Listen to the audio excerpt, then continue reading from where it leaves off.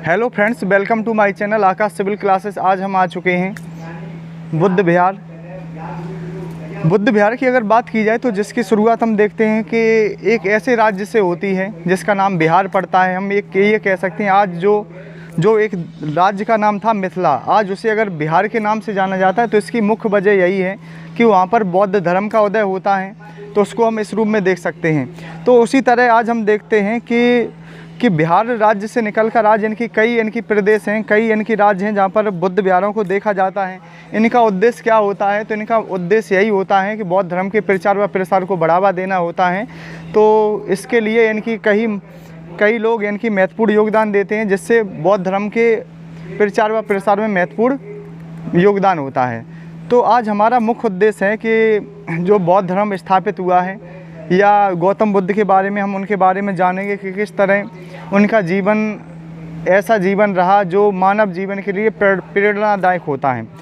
तो सर्वप्रथम हम देखते हैं कि उनके जीवन की जो शुरुआत होती है, उनके जो जीवन की शुरुआत होती है तो हम उसमें जान सकते हैं कि सर्वप्रथम देखा जाता है कि एक क्षेत्र था कपिलवस्तु लुम्बिनी, नेपाल के तराई क्षेत्र में।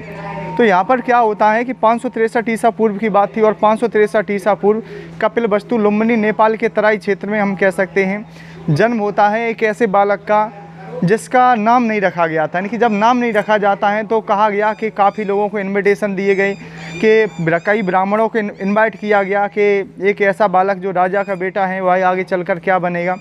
तो इसी के लिए कहा जाता है कि जिस समय बुद्ध का जो सिद्धार्थ का जन्म हुआ था और उसी समय एक संयोग ये हुआ कि असित नामक ऋषि निकल पड़ते हैं और असित नामक ऋषि के द्वारा कहा जाता है कि यह जो बालक होगा वह बुद्ध बनेगा। लेकिन सबसे बड़ी बात ये थी कि यह जो बालक बुद्ध बनेगा, अब होना क्या था कि इसी बात को सिद्ध करने के लिए 8 ब्राह्मणों को बुलाया, क्योंकि शुद्धोदन नहीं चाहते थे कि जो हमारा बेटा है वो घर घर भिक्षा मांगने वाला सन्यासी बने।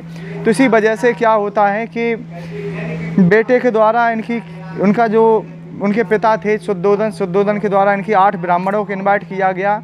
और 8 ब्राह्मणों को जब इनवाइट किया जाता है तो 8 ब्राह्मण में से 2 ब्राह्मण थे कालदेव और कौंडिन्य के द्वारा कहा गया कि यह जो बालक होगा वह एक ऐसे मार्ग का चयन करेगा जिससे दुनिया भर को बढ़ावा मिलेगा। तो इनकी कहा जाता है बुद्ध बनेगा जो अपने आप को जानेगा। तो जब इसकी शुरुआत होती है तो शुद्धोदन जान चुके थे कि शुद्धोदन नहीं चाहते थे कि हमारा बेटा घर घर भिक्षा मांगने वाला सन्यासी बने। तो ऐसी स्थिति में देखा जाता है कि सिद्धार्थ के सामने एक ऐसी दुनिया तैयार कर दी गई जिससे सिद्धार्थ को अच्छा ही अच्छा दिखता था। तो और हम क्या कह सकते हैं, और हमने देखा कि आगे चल के एक ऐसा समय भी आता है जिस समय हम देखते हैं कि जो सिद्धार्थ के द्वारा कहा जाता है कि हम कपिलवस्तु की सैर करना चाहते हैं।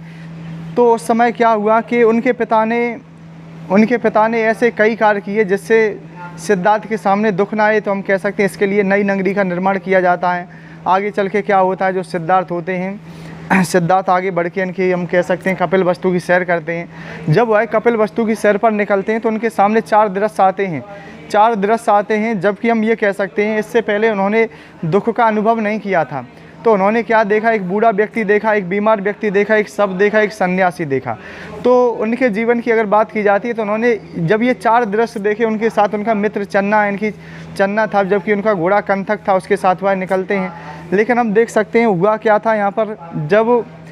यहाँ पर। तो उसके बाद ही जब उन्होंने अंतिम दृश्य देखा था, एक सन्यासी देखा, तो उसके बाद उन्होंने कहा कि हम भी सन्यास को ग्रहण करेंगे।